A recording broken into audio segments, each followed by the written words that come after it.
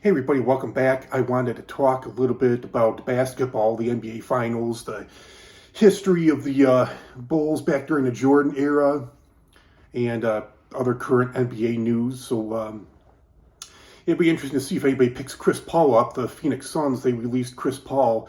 It was so funny. I knew that Kevin Durant, wasn't going to get.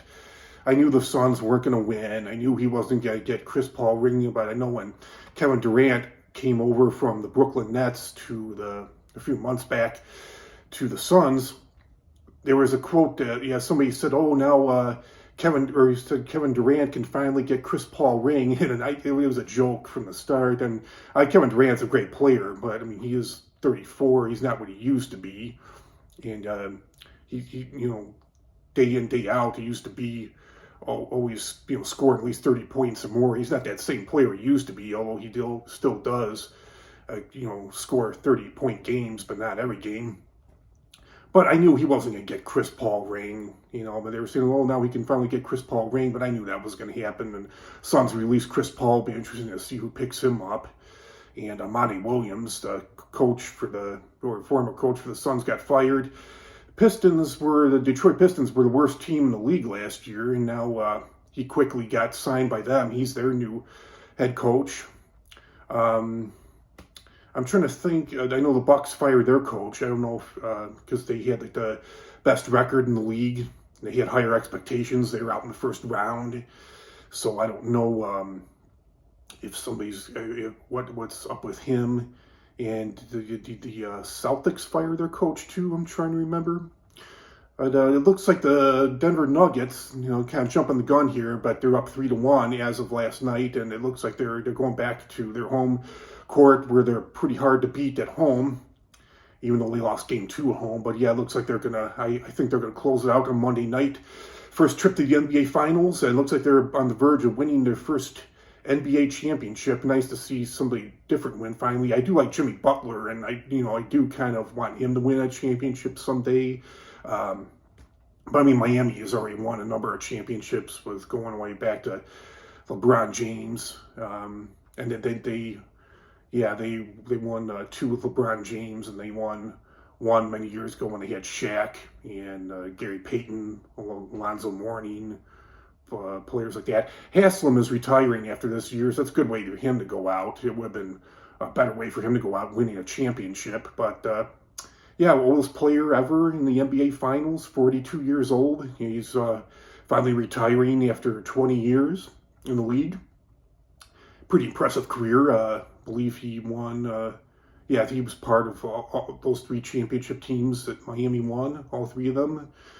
And I'm really impressed with, the game isn't really dominated by centers now, but I had predicted before this series started that the Nuggets were going to win, simply because Jokic, the Joker, is just such a dominating center, such a great player, and Miami doesn't really have a lot of teams don't have good super centers now. It used to be like that back in the day, but nowadays the game is dominated. It seems like power forwards and point guards.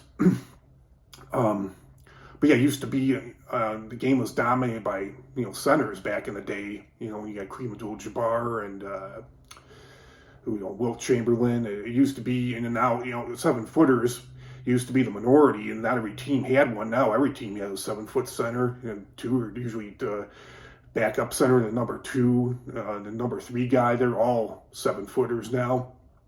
And he kind of Jokic. He kind of reminds me. He's really impressive because he's not real lean, and he's a little bit on the heavier side, not real muscular, not real lean, but still he has the ability of like a Larry Bird, a passer, a shooter. He's just got a really unique. He kind of reminds me. He's got a unique way of shooting and makes amazing passes. It kind of reminds me of like a bigger version of Larry Bird. And Sabonis, Arvydas Sabonis, who played for the Portland Trail Blazers, he was another European player too, international player, and he played for the Portland Trail Blazers in the late 90s, early 2000s. Actually, I think going back to the mid 90s, maybe 95, 96 to maybe 2000, 2001, and he was compared to Larry Bird. He had like the big man ability of a Larry Bird, passing and shooting, a pretty good free throw shooter, and that's kind of who Jokic, the Joker, reminds me of. And there was something I saw the other day. I mean, Shaquille O'Neal, Shaq was one of the better centers in the game of all time, but he really struggled with. He didn't really have much of an outside shot.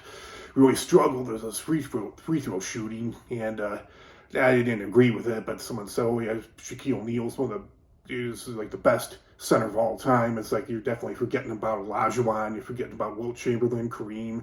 I think if Shaq just had a better outside shot. He did have high field goal percentage, but that's because most of his shots were layups or dunks.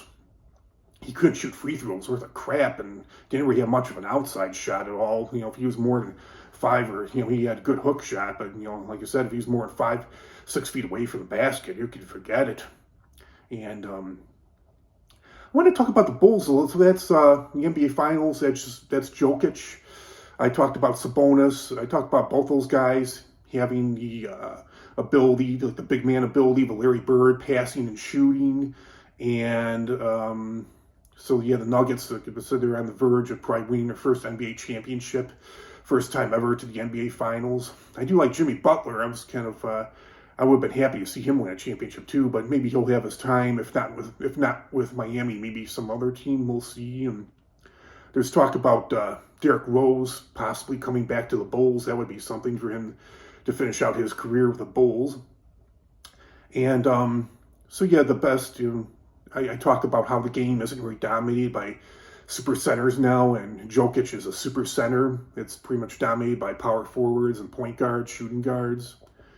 And I want to talk about the history of the Bulls in the NBA Finals. It seems like they kind of ruined, a lot of times teams that get to the finals, at least against the Bulls, it seemed like they kind of choked. They kind of lost their confidence. So they lost their, of course, teams age and teams, there's injuries and retirement and all teams get older and you have to make changes. But it seemed like a lot of teams that the Bulls played folded. Now, the Bulls did play the Lakers back in '91. And I was going to talk about how a lot of these, except for the Utah Jazz, all the teams that the Bulls played failed to make it back to the finals, actually failed to make it past the second round the next year. While the Lakers, of course, Magic Johnson did retire when he found out he was HIV positive after that 91 season. The Bulls beat the Lakers in 91. And they didn't have Magic Johnson. They still had the rest of the team, from what I remember, James Worthy and Sam Perkins, AC Green, Vlade Divac, and they were out in the first round the next year against the Trailblazers, who knocked them out in the first round and ended up playing the Bulls. And the Bulls beat the Trailblazers in the finals in '92, and then in '93, the Trailblazers were out in the second round. Same thing with the Phoenix Suns. Bulls played the Phoenix Suns in '93, and then '94, they were out in the second round against the Houston Rockets, who beat them out, went on to win the NBA Finals. And '96, they played the Seattle Supersonics, beat them, and they were out in the second round. The next year, in '97, I forget against who. And the Jazz made it back to the finals. They beat the Jazz in '97. The Jazz made it back to the NBA Finals in '98. The Bulls beat them again, back-to-back championships. That was their second three-peat, but then the Jazz in '98 failed to get past the second round. So yeah, that was something I just thought about the other day. It was kind of interesting and something I didn't look at after all these years. And I still wonder if Jordan hadn't retired in '93. They did struggle against the Houston Rockets because again, the Bulls, Olajuwon, the Rockets had a super center. They also had good point guards too. Otis Thorpe, Sam Cassell, Robert Horry, Vernon Maxwell. They were a good team. Had great players besides Olajuwon. The Bulls never had a really dominating center. So I wonder how the Bulls would. There's a lot of people that think that even if the Bulls had Jordan 94, 95, that they still would have lost to the Rockets. Who knows? But I still wonder about that myself. The Bulls won 6 championships in 8 years. That was great. But you wonder how many more they could have won if Jordan hadn't retired for those 2 years and he hadn't retired the second time. Some people think they could have won like 9 or 10 in a row. I don't know. I think Jordan would have gotten worn out sooner because before he retired in '93, I think in '91, or something like that, or 92. I think he said that he was going to retire originally. Like he said, oh, I'm going to put in like 3 or 4 more years. I mean, maybe he would retire in 95, 96, who knows, and would have gone on to play 97, 98, and wouldn't have come back in 2000. What was it, 2001? He came back and played 2 more years for the Wizards. Who knows? But nonetheless, it is, yeah, I think that would have been something for them to break the Lakers dynasty record. The Celtics. They had they had a big rivalry with the Lakers. It was like back then there were only like 10 teams. Back in the 60s, it was always like the Celtics, the Lakers, in the finals every year. Just about every year, and the Celtics did win 8 championships in a row, and that would have been something if the Bulls would have broken that record. I don't think that record will ever get broken.